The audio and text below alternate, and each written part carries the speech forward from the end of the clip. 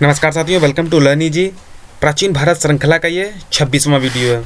आज के इस वीडियो में हम बात करेंगे बहमनी वंश और पाल वंश की। बहमनी वंश और पाल वंश से रिलेटेड कुछ जानकारियां इस वीडियो में प्रोवाइड कराई गई हैं, और अगर आपने इसके पहले के पार्ट मिस किए हैं तो उन्हें ज़रूर देखिए। वो सभी पार्ट हमारे इस वीडियो के डिस्क्रिप्शन में दिए गए हैं। और इस वीडियो को ज़्यादा से ज़्यादा लाइक और शेयर करें, जिससे ज़्यादा से ज़्यादा लोगों तक ये वीडियो आसानी से पहुँच सके। सबसे पहले हम बात करेंगे बहमनी वंश की कि आखिर बहमनी वंश का जो उत्पत्ति हुई वो कहाँ से हुई, और इसके वास्तविक संस्थापक कौन थे, और कौन कौन से इसके महत्वपूर्ण शासक थे। तो बहमनी वंश का जो उत्पत्ति हुई वो उस समय हुई जब दिल्ली में मोहम्मद बिन तुगलक का शासक था। मोहम्मद बिन तुगलक का जो शासन चल रहा था, तो उसके शासन का जो लास्ट क्षण था, अंतिम दिन थे, उस समय दक्कन में जो एक क्षेत्र था दक्कन में एक विद्रोह हुआ। अमीरान ए सादाह का विद्रोह हुआ। इस विद्रोह के परिणाम स्वरूप ही 1347 ईस्वी में बहमनी साम्राज्य की स्थापना हुई। तो ये था बहमनी साम्राज्य की स्थापना। कैसे हुई, कब हुई, यह क्वेश्चन यहाँ से ये बनता है कि बहमनी वंश का जो उत्पत्ति हुई उस समय दिल्ली पर किसका शासन था। तो जिस समय बहमनी वंश की उत्पत्ति हुई है, जिस समय बहमनी वंश प्रकाश में आया, उस समय दिल्ली में मोहम्मद बिन तुगलक का शासन था। और बहमनी वंश की जो स्थापना हुई वो 1347 ईस्वी में हुई। इसका जो संस्थापक था, इसकी जो स्थापना थी वो अलाउद्दीन बहमन शाह ने की। अगर हम बात करते हैं बहमनी वंश के संस्थापक की, तो बहमनी वंश का जो संस्थापक था वो अलाउद्दीन बहमन शाह था। ये भी इम्पोर्टेंट है, कभी कभी पूछ देते हैं एग्जाम्स में, छोटे एग्जाम्स में पूछ देते हैं कि बहमनी वंश का संस्थापक कौन था। हर वंश का संस्थापक बहुत ही इंपॉर्टेंट होता है, और किसी भी वंश का संस्थापक किसी भी एग्जाम्स में पूछा जा सकता है। तो बहमनी वंश का संस्थापक अलाउद्दीन बहमन शाह था। अलाउद्दीन बहमन शाह को एक अन्य नाम जफ़र खां के नाम से भी जाना जाता है। तो अलाउद्दीन बहमन शाह का जो अन्य नाम था वो था जफ़र खां। बहमन शाह जो कि इसका संस्थापक था, उसने जो अपनी राजधानी बनाई वो गुलबर्गा को बनाया।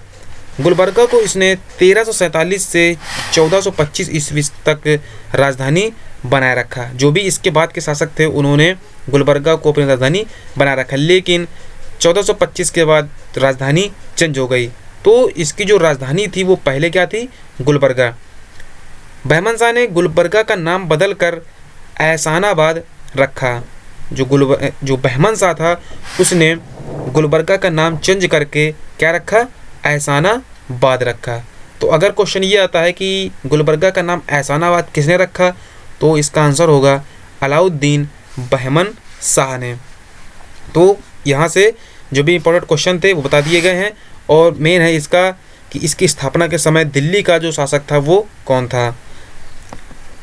लास्ट में बहमन शाह ने अपना राज्य 4 प्रांतों में बांट दिया। बहमन शाह ने अपने राज्यों को 4 प्रांतों में बांटा। ये 4 प्रांत कौन कौन से थे, गुलबर्गा, दौलताबाद, बरार एवं बीदर। बीदर जो कि बाद में बहमन वंश का दूसरी राजधानी बनी, 1425 के बाद जो राजधानी बनी वो बीदर बनी।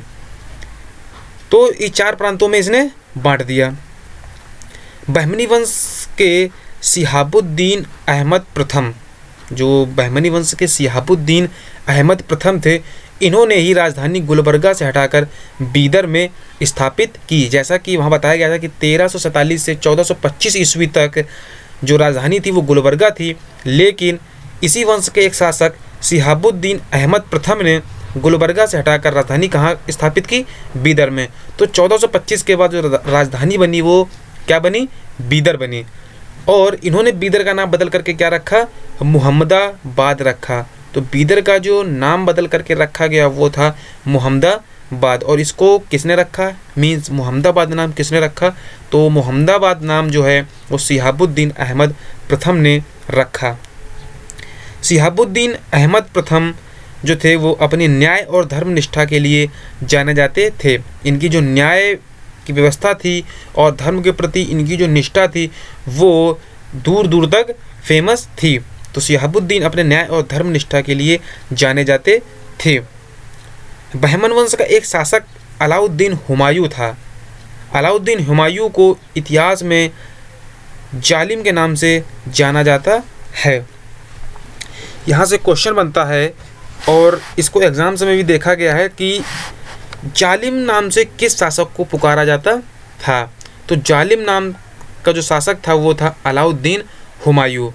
अलाउद्दीन हुमायूं को जालिम के नाम से पुकारा जाता था और ऐसा उसकी क्रूरता के कारण कहा जाता था। बीदर में एक महाविद्यालय की स्थापना महमूद गवा ने की थी। बहमनी वंश का एक शासक महमूद गवा था।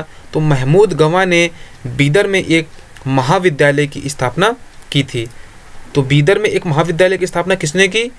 बीदर में महाविद्यालय की स्थापना महमूद गवा ने की थी। अब बात करते हैं बहमनी वंश का अंतिम शासक की। तो बहमनी वंश का जो अंतिम शासक था वो कलीमुल्लाह था। कलीमुल्लाह बहमनी वंश का अंतिम शासक था। रूसी यात्री अल्थेनियस निकितीन, अल्थेनियस निकितीन जो कि एक रूसी यात्री था, यह 1417 ईस्वी में भारत आया और उस समय जो शासन था वो दक्षिण में बहमनी वंश का था। तो जो अल्थेनियस निकितीन था वो बहमनी वंश के साम्राज्य में गया और ये किस सन में आया? ये 1417 ईस्वी में आया। नाम याद रखिएगा, रूसी यात्री अल्थेनियस निकितीन। क्वेश्चन यहाँ से बन सकता है कि अल्थेनियस निकितीन किसके शासनकाल में भारत आया या किस वंश के शासनकाल में भारत आया, या उसका ईयर भी पूछा जा सकता है। तो हर चीज़ इंपॉर्टेंट है, पॉइंट नोट करिए। नेक्स्ट है बीजापुर की गोल मस्जिद का निर्माण मोहम्मद आदिल शाह ने करवाया। जो बीजापुर की गोल मस्जिद है, जिसको गोल गुंबद मस्जिद कहा जाता है, इसका निर्माण किसने कराया? तो बीजापुर की जो गोल गुंबद मस्जिद है इसका निर्माण मोहम्मद आदिल शाह ने करवाया।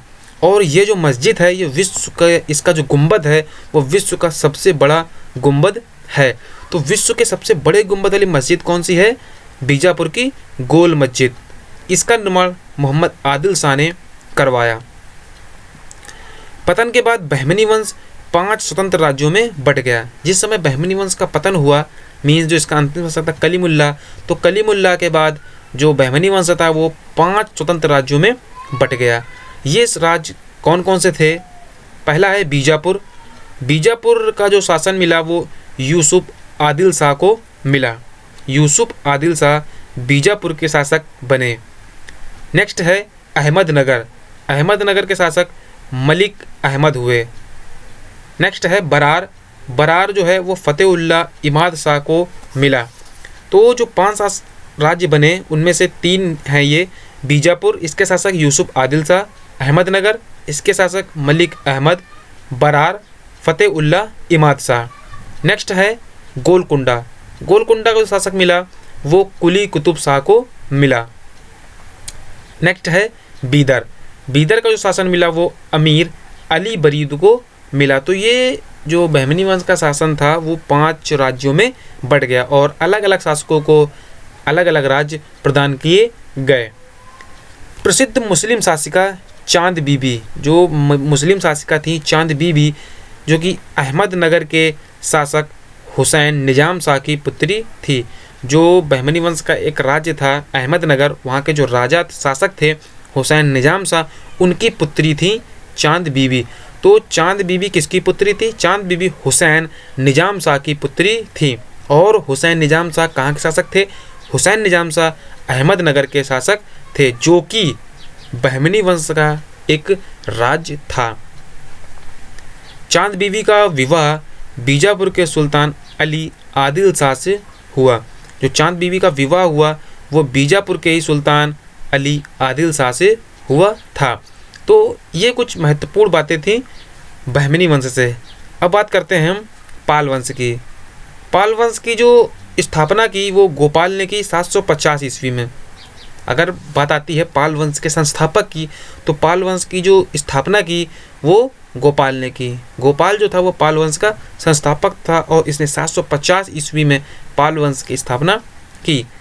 गोपाल जो था वो बौद्ध धर्म का अनुयायी था। गोपाल बौद्ध धर्म को मानने वाला था।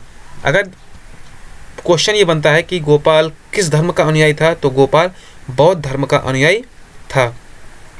गोपाल का पुत्र और उसका जो उत्तराधिकारी हुआ वो धर्मपाल हुआ। धर्मपाल क्या था? धर्मपाल गोपाल का पुत्र और उसका उत्तराधिकारी था। धर्मपाल ने कन्नौज के शासक इंदिरायुद्ध, धर्मपाल ने कन्नौज के शासक थे इंदिरायुद्ध, उन्होंने इंदिरायुद्ध को परास्त किया और चक्रायुद्ध को कन्नौज की गद्दी पर बैठाया। इंदिरायुद्ध को परास्त करके चक्रायुद्ध को कन्नौज की गद्दी पर किसने बैठाया? तो इंदिरायुद्ध को परास्त करके चक्रायुद्ध को कन्नौज की गद्दी पर बैठाने वाला जो शासक था वो धर्मपाल था। धर्मपाल भी बौद्ध धर्म का अनुयायी था, जैसा कि जो गोपाल था वो भी बौद्ध धर्म का अनुयायी था। तो गोपाल का पुत्र और उसका उत्तराधिकारी धर्मपाल भी बौद्ध धर्म का अनुयायी था। इसने विक्रमशिला की स्थापना, जो विक्रमशिला विश्वविद्यालय था उसकी स्थापना धर्मपाल ने ही की थी। तो यहाँ से एक इम्पॉर्टेंट क्वेश्चन बनता है कि विक्रमशिला विश्वविद्यालय की स्थापना किसने की थी? तो विक्रमशिला विश्वविद्यालय की स्थापना धर्मपाल ने की थी। उसके अलावा धर्मपाल ने नालंदा विश्वविद्यालय के खर्च के लिए 200 गांव दान में दिए।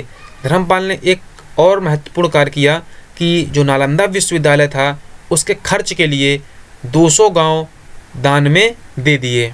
इससे आने वाला जो भी कर था उसके द्वारा ही नालंदा विश्वविद्यालय की देखरेख और उसके जो भी कार्य संपादित होते थे वो इन्हीं गांव के कर के द्वारा किए जाते थे।